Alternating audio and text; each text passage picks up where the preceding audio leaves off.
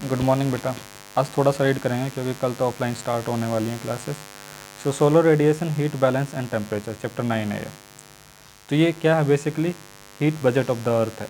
Budget क्या होता है, जैसे कि आपके घर में जो पैसे कौन देता है, आपके पापा ले सैलरी लेके देते हैं। तो आपकी मम्मी क्या करती है, उसमें से कुछ तो अपना घर का खर्चा चला लेती है, कुछ बच्चों को दे देती है, ठीक है, और कुछ बचा के रख लेती है। तो अर्थ भी कुछ ऐसा ही करती है, ठीक है, कि जो उसके पास पूरी सन से जो लाइट आई उसको कुछ तो यूज़ कर लेती है, कुछ अगले दिन के लिए मतलब बचा लेती है। देखो क्या होता है बच्चों जी, जो लैंड मास होता है ना, लैंड मास, ये पता है ना सबको, हाफ पार्ट पे क्या रहता है, नाइट रहता है, हाफ पे रहता है डे, जब सनलाइट आती है, ठीक है। तो अगर जब सन नहीं होगा यहाँ पे तो ये बिल्कुल ठंडा हो जाता है, क्योंकि अर्थ क्या करती है, एकदम गर्म भी होती है और ठंडी भी बहुत जल्दी होती है। मतलब कोई भी, अरे कैसे, जो लैंड मास होता है ना वो जल्दी गर्म होता है, जल्दी ठंडा होता है इन कंपैरिजन टू वाटर। हम लैंड मास की बात कर रहे हैं, लेकिन ऐसा नहीं हो पाता है क्योंकि सेव कर लेता है, क्योंकि वाटर है ना धीरे से गर्म होता है, धीरे से ठंडा होता है, इसलिए हमारे अर्थ पे गर्मी बनी रहती है। तो इसको डिटेल में हम पढ़ेंगे। दूसरा पॉइंट क्या है, यहाँ पे लिखा हुआ है हमारे जो एनर्जी का सोर्स है वो है सन।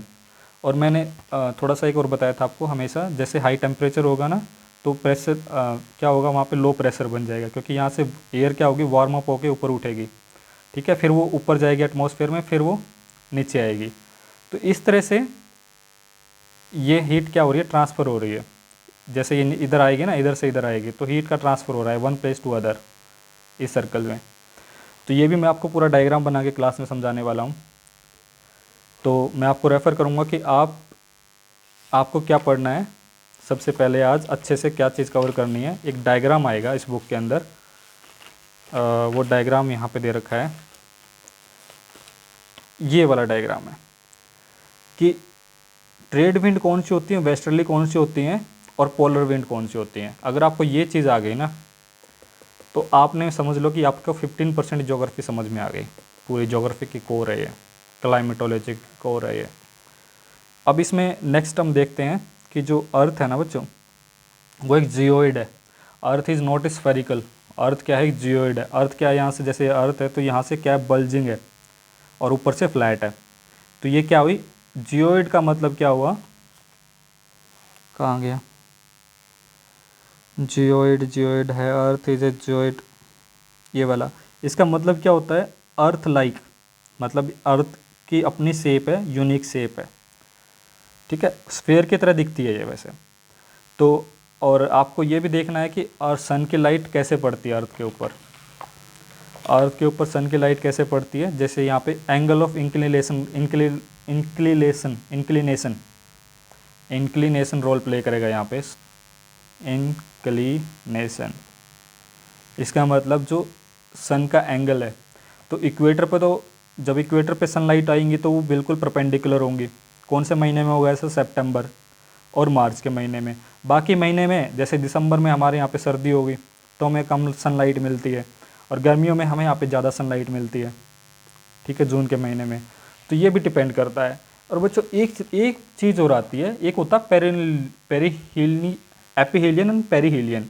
ये क्या चीज़ होती है, जैसे ये सन है, सन के चारों तरफ अर्थ क्या कर रही है, रिवॉल्व कर रही है। Earth is revolving around the sun.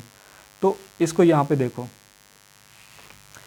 Elliptical path सबने पता है ना, ये सन है, तो अर्थ का क्या है, एलिप्टिकल पाथ है। मैं आपको क्लियर करने के लिए बता रहा हूँ ताकि आपको अच्छे से समझ में आ जाए। मान लो ये पाथ है, ठीक है, तो ये वाला क्या होगा, अर्थ यहाँ पे, जब अर्थ यहाँ पे आएगी तो ये होगा पेरीहीलियन, मतलब सन के पास है, पेरीहीलियन। और ये वाला होगा डिस्टेंस एपीहीलियन, मतलब जब अर्थ सन से सबसे ज़्यादा दूरी पे होगी, सबसे ज़्यादा डिस्टेंस पे होगी। पर अर्थ क्या करती है, रोटेट भी करती है, रिवॉल्व अराउंड द सन भी करती है। Earth is rotating and revolving around the sun also, ठीक है। तो ये पॉइंट है, जब एपीहीलियन होगा तो सन से डिस्टेंस होगा, इतने डिस्टेंस होगा 152 मिलियन। पेरीहीलियन में डिस्टेंस मतलब थोड़ा सा मिलियन कम हो रहा है, अबाउट 5 मिलियन कम हो जाएगा। तो ठीक है, और ये कौन से डेट को होगा ऐसा, ये भी आपको यहीं पे रीड करना है, और इतना ही रीड करना, बाकी हम इसको कल क्लास में अच्छे से डिस्कस करेंगे। छोटी वीडियो बना रहा हूँ बच्चों आज। बिकॉज मुझे आज स्कूल आना है अभी।